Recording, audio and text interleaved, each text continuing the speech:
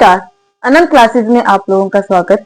अनंत classes पर प्राचीन इतिहास को स्टार्ट किया हुआ है, जिसमें हम लोगों ने प्रीवियस क्लास में प्राचीन भारत पर हुए विदेशी आक्रमणों को किया था। आज की क्लास में हम देखेंगे कि हमारे 6ठी शताब्दी में जो धार्मिक आंदोलन हुए थे, क्यों हुए थे और कौन कौन से हमारे पास धार्मिक आंदोलन हुए थे। उनमें हम सबसे पहले देखेंगे बौद्ध धर्म के बारे में। तो स्टार्ट करते हैं हमारे धार्मिक आंदोलन। प्राचीन भारत में जो धार्मिक आंदोलन हुए, तो हमने सबसे पहले देखा था एक उत्तर वैदिक काल, ठीक है, वैदिक सभ्यता को देखा था, जिसमें हमने ऋग वैदिक काल और उत्तर वैदिक काल को के बारे में पढ़ा था। ठीक है, जैसे जैसे हम ऋग वैदिक काल से उत्तर वैदिक काल की तरफ पहुंच रहे थे, ब्राह्मण और धार्मिक कर्म कांडों को जो था प्रधानता मिलने लगी। ठीक है, अंधविश्वास जो था वो काफी ज्यादा बढ़ चुका था। ठीक है, इसीलिए क्या होता है, एक साइड 6ठी शताब्दी में ही हमारे महाजन पदों का उदय हुआ और दूसरी साइड 6ठी शताब्दी में ही जो हमारे धार्मिक कर्मकांड है उनके लिए जो है वो आंदोलन होना शुरू हो गए। ठीक है, इसी के नए नए धर्मों का विकास हुआ, नए नए धर्मों का जन्म हुआ और इसी कारण हमारे जो रामचरण शर्मा जी हैं, उन्होंने डॉक्टर रामचरण शर्मा जी ने उन्होंने 6ठी शताब्दी को नगरीय क्रांति भी जो है वो कहा है। ठीक है, क्या हुआ, जो हम लोगों ने वैदिक सभ्यता में ऋग वैदिक से लेकर उत्तर वैदिक के बारे में पढ़ा, वहां पे हमने देखा कि धार्मिक कर्मकांड जो था काफी ज्यादा विकसित हो चुके हैं, धार्मिक कर्मकांडों को प्रधानता मिल रही है, यानी कि अंधविश्वास जो है वो काफी ज्यादा बढ़ चुका था। इसीलिए क्या होता है, हमारे जो था वो 6ठी शताब्दी के टाइम पीरियड में धार्मिक कर्मकांडों के लिए, जो धार्मिक कर्मकांड है उनको दूर करने के लिए, जो अंधविश्वास है उनको दूर करने के लिए धार्मिक आंदोलनों की शुरुआत की जाने लगी और नए नए धर्मों का विकास हुआ। और डॉक्टर रामचरण शर्मा जी के द्वारा इस 6ठी शताब्दी को क्या कहा गया, नगरीय क्रांति जो है वो कहा गया था। ठीक है, नगरीय क्रांति, पहले हम लोगों ने हड़प्पा सभ्यता को नगरीय कहा गया था, नगरीय सभ्यता बोला गया था, और 6ठी शताब्दी जो है वो भारत की दूसरी नगरीय क्रांति जो है वो कहा जाता है, दूसरी नगरीय क्रांति मानी जाती है। ठीक है जी, इसमें हम आज के क्लास में देखेंगे बौद्ध धर्म के बारे में कि बौद्ध धर्म का विकास कैसे हुआ, कौन से जो इसके संस्थापक है। तो बौद्ध धर्म के बारे में सभी को पता है कि इनके संस्थापक कौन है, महात्मा बुद्ध जी आते हैं, जो कि श्री कृष्ण जी के अवतार माने जाते हैं। ठीक है, महात्मा बुद्ध के कौन है जी, हमारे बौद्ध धर्म के संस्थापक है। तो बौद्ध धर्म के पढ़ने से पहले हम देखते हैं कि महात्मा बुद्ध कौन थे।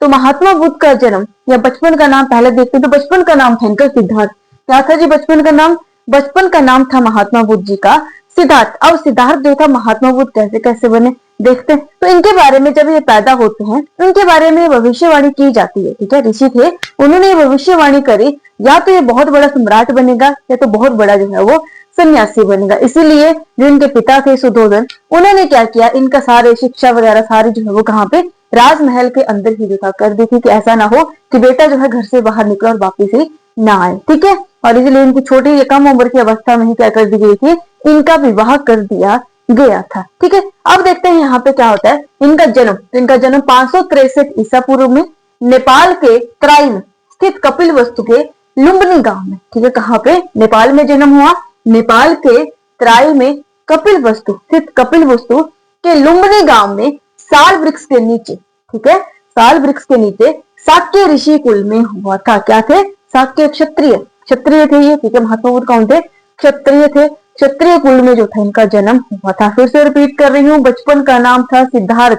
ठीक है, बचपन का नाम क्या आता है, सिद्धार्थ आता है। 563 ईसा पूर्व में नेपाल के तराई में स्थित कपिल वस्तु के लुम्बिनी गांव में साल वृक्ष के नीचे शाक्य क्षत्रिय कुल में जो था इनका जन्म हुआ था। ठीक है, कहाँ पे हुआ, नेपाल में। नेपाल के कहाँ पे, कौन से गांव में, लुम्बिनी में हुआ है, कपिल वस्तु में हुआ है, साल वृक्ष के नीचे हुआ है, और साथ में कौन से कुल में, शाक्य क्षत्रिय कुल में जो था इनका जन्म होता है। ठीक है, अब पिता कौन है, पिता का नाम था जी सुधोधन, माता का नाम था महामाया। ठीक है, इनकी माता का नाम क्या था, महामाया था, जो कि महात्मा बुद्ध के जन्म के 7वें दिन ही इनका क्या हो जाता है, देहांत हो जाता है। और इनका पालन पोषण इनकी मासी प्रजापति गौतमी के द्वारा किया गया था। ठीक है, इनका जो पालन पोषण था, इनका पालन पोषण इनकी मौसी प्रजापति गौतमी के द्वारा किया गया था। ठीक है, माता का नाम महामाया था, इनके जन्म के 7वें दिन ही क्या हो जाता है, इनका देहांत हो जाता है। ठीक है, अब मैंने बताया कि आपको इनके बारे में एक भविष्यवाणी की गई थी, या तो ये बहुत बड़ा सम्राट बनेगा या तो बहुत बड़ा जो है वो सन्यासी बनेगा। इसलिए वो कौन है, काल देवल और ऋषि अतीश ने भविष्यवाणी करी कि जो महात्मा बुद्ध हैं या तो बहुत बड़े सम्राट बनेंगे या तो जो है बहुत बड़े सन्यासी बनेंगे। ठीक है, 16 वर्ष की आयु में इनका विवाह जो है वो शाक्य कौले वंश की राजकुमारी यशोधरा के साथ करती है। ठीक है, 16 वर्ष की आयु में इनका विवाह साक्य या आपके कौलिय वंश की राजकुमारी थी यशोधरा के साथ इनका विवाह किया गया था। ठीक है जी। और बेटा, इनका बेटा हुआ था जो 28 वर्ष के थे उस टाइम, राहुल नाम का जो था इनका बेटा था। ठीक है। 28वें वर्ष क्या होता है, 16 वर्ष की आयु में इनका विवाह हुआ, किसके साथ हुआ, यशोधरा के साथ हुआ। ठीक है। 28वें वर्ष इनको एक बेटा होता है जिसका नाम क्या था, राहुल। और क्या होता है 28वें और 29वें वर्ष के बीच क्या होता था, 29वें वर्ष में इनको जब ये 29 साल के थे, इनके दिमाग में आता है कि अब मैंने जो है अपना घर छोड़ना, यानी कि गृह त्याग का जो था वो घटना इनके दिमाग में ये चीज आ चुकी थी। तो 28 और 29 वर्ष के बीच में क्या होता है, इन्होंने 4 दृश्य देखे। इन्होंने क्या देखे,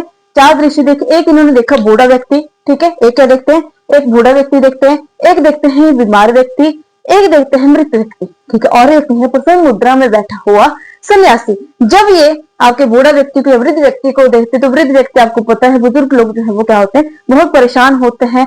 उनको जो अपनी दुख पीड़ा में तो वो जब वृद्ध व्यक्ति को देखते हैं तो वो बहुत दुखी था। ठीक है। जब ये मृत व्यक्ति को देखते हैं, मृत व्यक्ति के चारों तरफ जब लोगों को रोते हुए देखते हैं तो इनसे देखते हैं कि ये भी परेशान है। अब बीमार व्यक्ति है तो वो भी कौन सा खुश होगा, बीमार व्यक्ति भी क्या है, बहुत ज्यादा दुखी है। और जब ये सन्यासी को देखते हैं तो सन्यासी बहुत प्रसन्न मुद्रा में बैठा हुआ था और सन्यासी को देख के काफी ज्यादा प्रभावित होते हैं और इन्होंने अपने दिमाग में चीज सेट कर ली, अब जो है मुझे क्या करना है, संन्यास जो है वो ग्रहण करना है, यानी कि अपने घर को जो है, अपने गृहस्थ जीवन को छोड़ देना है। क्लियर जी।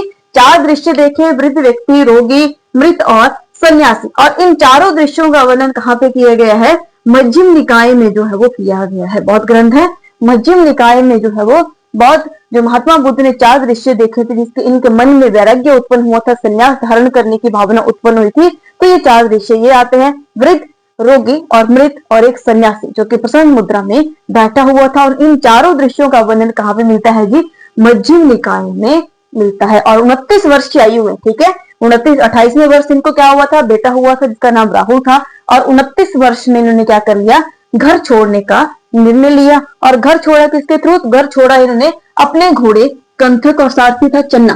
ठीक है, छन्ना या चन्ना। ठीक है, घर छोड़ने का इनका किसके थ्रू घर से बाहर निकले, तो इनका घोड़ा था जिसका नाम था कंथक और सारथी था चन्ना। ठीक है। और जब घर छोड़ने की घटना को, जब घर छोड़ने की घटना को बौद्ध धर्म में कहा गया है महाविनिष्कर्म। ठीक है, घर छोड़ने की घटना को बौद्ध धर्म में कहा जाता है महाविनिष्कर्म। और घर छोड़ने का या गृह त्याग का प्रतीक आता है घोड़ा। ठीक है, घोड़े का नाम था कंथक और सारथी था चन्ना या छन्ना। अब जब ये घर से बाहर निकले तो कहा क्या मिलता है इन्हें, अब इन्हें गुरु की ज्ञान की प्राप्ति। ज्ञान कैसे मिलना है, क्या क्या ज्ञान है इनको, जो है इसके लिए गुरु चाहिए। ठीक है, तो इनको जो है सबसे पहले वैशाली में ये गुरु मिलता है, इनका नाम है अलार कलाम। ठीक है, वैशाली में सबसे पहला या प्रथम गुरु इनके बनते हैं अलार कलाम। फिर वहां से सेटिस्फाई होकर वहां से कहाँ चले जाते हैं, राजगिरी चले जाते हैं। राजगिरी में इनको मिलते हैं उद्दक रामपूत। ठीक है, उद्दक रामपूत। इनके गुरुओं के नाम क्या थे, एक थे अलार कलाम जो कि इनको कहाँ पे मिले हैं, वैशाली में मिले, और दूसरे आते हैं उद्दक रामपूत जो कहाँ पे मिले, राजगिरी में जो है वो इनको मिलते हैं। ठीक है जी। अब क्या होता है, अब इन्होंने 29वें वर्ष घर छोड़ दिया और 35वें वर्ष क्या हुआ था, इनको ज्ञान की प्राप्ति हुई। ठीक है, अब जो 6 वर्ष की सत्य की खोज में इन्होंने कठिन तपस्या की उसको बोला गया है आर्य प्रेषण। हाँ, ठीक है, क्या बोला गया है, जब इन्होंने 6 वर्ष की कठोर तपस्या करी उस चीज को बोला गया है आर्य प्रेषणा। ठीक है, सत्य की खोज के लिए जो कठिन तपस्या करी उसको क्या कहा जाता है, आर्य प्रेषणा जो है वो कहा जाता है। ठीक है, 29 वर्ष की आयु में घर छोड़ा, 35 वर्ष की आयु में उरुवेला में पीपल या बोधि वृक्ष के नीचे समाधि को कितने दिन हो गए थे, 49 डेज हो गए थे। तो 49वें दिन क्या होता है इनको, विशाख पूर्णिमा के दिन और सेनानी ग्राम में निरंजना नदी के किनारे इनको ज्ञान की प्राप्ति होती है। ठीक है जी।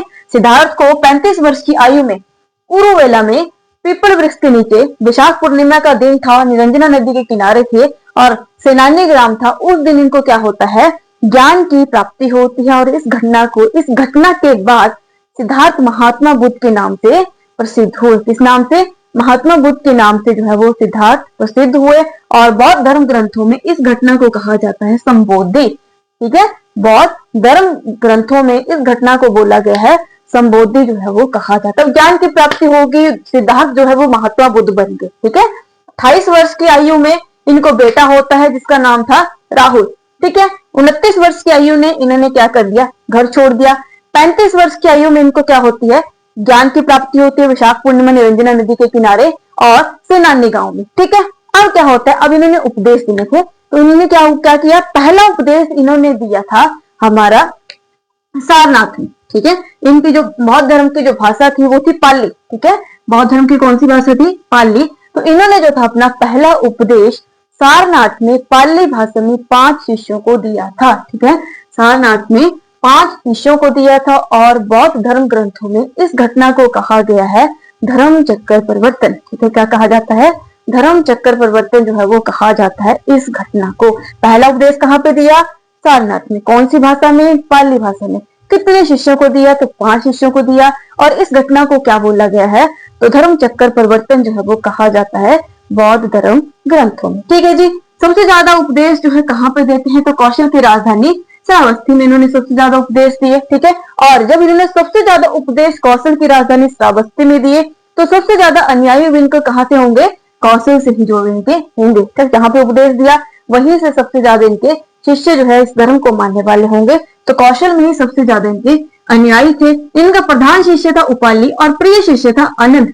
ठीक है, प्रधान शिष्य था उपाली और प्रिय शिष्य था इनका अनंत। अनंत के कहने पर ही महात्मा बुद्ध, अनंत के कहने पर ही महात्मा बुद्ध जी ने बौद्ध धर्म में महिलाओं को आने या महिलाओं के प्रवेश को अनुमति दी थी। ठीक है, अनंत के कहने पर जो था इन्होंने क्या किया था, महिलाओं को बौद्ध धर्म में आने की अनुमति दी थी। ठीक है, और सुभद्र नाम के व्यक्ति को इन्होंने अपना अंतिम उपदेश दिया था। ठीक है जी, सुभद्र नाम का व्यक्ति था, जब अंतिम दिन आए थे तो अंतिम उपदेश किसको दिया था, सुभद्र नाम के व्यक्ति को जो था वो दिया था।